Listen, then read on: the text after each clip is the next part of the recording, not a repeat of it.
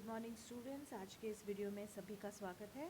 आज हम पढ़ने वाले हैं एक अच्छे प्रबंधक की विशेषताएं या प्रबंधकीय कौशल, मैनेजरियल स्किल्स और characteristics of a good manager.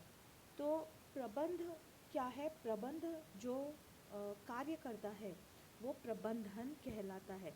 तो प्रबंध करना मतलब मैनेज करना। तो मैनेजमेंट में क्या क्या आता है? गोल्स का डिसीजन यानी कि उद्देश्य निर्धारित करना, नीतियाँ निर्धारित करना, संगठन के उद्देश्य, संगठन की नीतियाँ, उन उद्देश्यों को और नीतियों को कार्यान्वित करना। तो कार्यान्वित करने के लिए जो अलग अलग प्लान्स है, पॉलिसीज़ है, प्रोग्राम्स है, वो बनाना, उनको कार्यान्वित करना और उनका कार्यान्वयन ठीक से हो रहा है या नहीं, इस पर नियंत्रण रखना। तो इसके हर स्टेप में लोग शामिल हैं, तो हर तरह के लोगों को साथ लेकर के चलना, इनपुट्स और आउटपुट्स को मैनेज करना, कोऑर्डिनेट करना, ये सारे ही काम एक प्रबंधक के होते हैं। तो अच्छा प्रबंध करने के लिए या एक ऐसा व्यक्ति जिसे हम अच्छा प्रबंधक कहे, उसके पास कुछ उसकी विशेषताएं होनी आवश्यक है, उसके पास कुछ कौशल होने आवश्यक है, यानी कि स्किल्स, मैनेजरियल स्किल्स होना आवश्यक है। शुरू में ही हमने पढ़ा कि प्रबंध एक कला है, एक विज्ञान है, यानी कि आर्ट है, साइंस है, और प्रबंध एक पेशा भी है, यानी कि एक प्रोफेशन भी है। तो ये ज़रूरी नहीं है कि हर व्यक्ति इन प्रबंधकीय कौशल के साथ ही पैदा हो, मतलब जन्म से ही हर व्यक्ति के पास प्रबंधकीय कौशल हो, ऐसा ज़रूरी नहीं है। पर जिसके पास नहीं है वो इन्हें सीख सकता है, और जिसके पास है वो उसे और फाइन कर सकता है और अच्छी तरह से डेवलप कर सकता है। तो पहले हम देखते हैं कि एक अच्छे प्रबंधक की विशेषताएं क्या है। एक अच्छे प्रबंधक के पास होना चाहिए ज्ञान, नॉलेज होना चाहिए उसके पास, क्योंकि कंट्रोल करना, एग्जीक्यूट यानी कि इम्प्लीमेंटेशन करना, कार्यान्वयन करना, उद्देश्यों का कार्यान्वयन करना, ये वही व्यक्ति कर सकता है जिसे सबसे पहले वो जो काम है जिसे करना है उसके बारे में जानकारी हो। वो खुद जानता है कि उस काम को कैसे करना है, उस काम को करने में किस तरह के ज्ञान की ज़रूरत है। अगर वो खुद जानता है तो ही वो किसी और को काम करने के आदेश दे सकता है और उस काम के ऊपर नियंत्रण भी रखा जा सकता है। तो यहाँ पर जब हम ज्ञान की बात करते हैं तो उसे सिर्फ टेक्निकल नॉलेज होना ही ज़रूरी नहीं, टेक्निकल नॉलेज के साथ साथ उसे ह्यूमन स्किल्स यानी कि मनुष्य स्वभाव का ज्ञान होना भी ज़रूरी है, क्योंकि हर जगह पर वो लोगों के साथ डील करता है।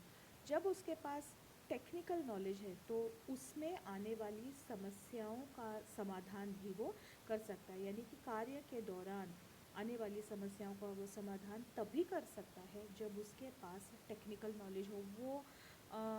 वो इस तरह का रिएक्शन कभी नहीं देता कि अरे मुझे तो पता ही नहीं, अब मैं क्या करूं। तो यहाँ पर मुझे तो पता ही नहीं वाला व्यक्ति एक अच्छा प्रबंधक नहीं बन सकता। तो जिसे पता है, जिसे मालूम है, वो ही अच्छा प्रबंध कर सकता है। तो मालूम होना मतलब कि उसके पास टेक्निकल और ह्यूमन स्किल्स दोनों का ज्ञान होना चाहिए। उसके बाद उसके पास सेकेंड पॉइंट है निर्णय शक्ति, डिसीजन मेकिंग पावर।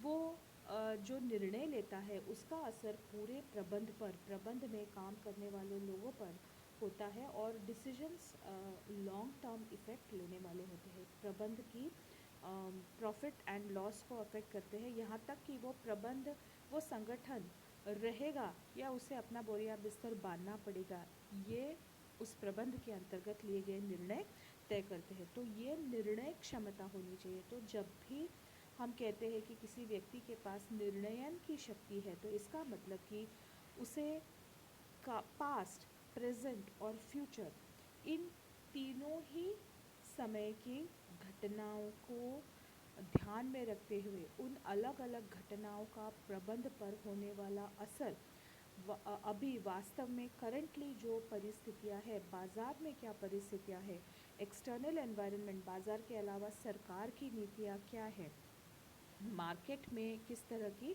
परिस्थिति है और इंटरनल परिस्थितियाँ यानी कि आंतरिक किस तरह की आंतरिक परिस्थितियाँ हैं, आंतरिक समस्याएं क्या है, आंतरिक गतिरोध क्या है, ऐसे कौन से कारण हैं जो व्यवसाय को आगे बढ़ने से रोक रहे हैं, ऐसी कौन सी परिस्थितियाँ हैं जो आ सकती है, तो उनमें उसे एक ऐसा निर्णय लेना है जो कंपनी के लॉसेस को और रिस्क्स को मिनिमाइज़ करे और प्रॉफिट्स को और गेन्स को मैक्सिमाइज करे। तो ये निर्णयन शक्ति प्रबंधक के पास होना आवश्यक है।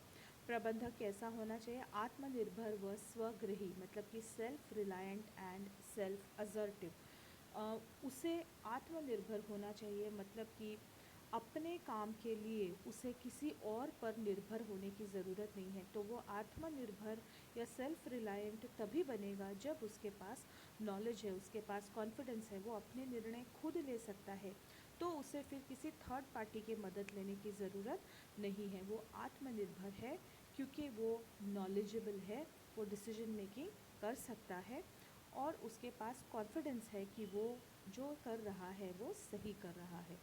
तो आत्मनिर्भर होना चाहिए, स्वग्रही, ये बहुत इम्पोर्टेंट है। सेल्फ असर्टिव, कई लोग होते हैं जिनके पास ये सब होता है, परंतु अगर कोई और आकर के उन्हें बोलता है कि नहीं भाई ऐसा नहीं होना चाहिए, कुछ और होना चाहिए, या जल्दी से किसी के बातों में आ जाते हैं, इन्फ्लुएंस के अंडर आ जाते हैं, तो ये ऐसा नहीं होना चाहिए। उसे स्वग्रही होना चाहिए क्योंकि मैनेजमेंट किसी एक व्यक्ति का काम नहीं है, ये एक पूरे टीम का काम है।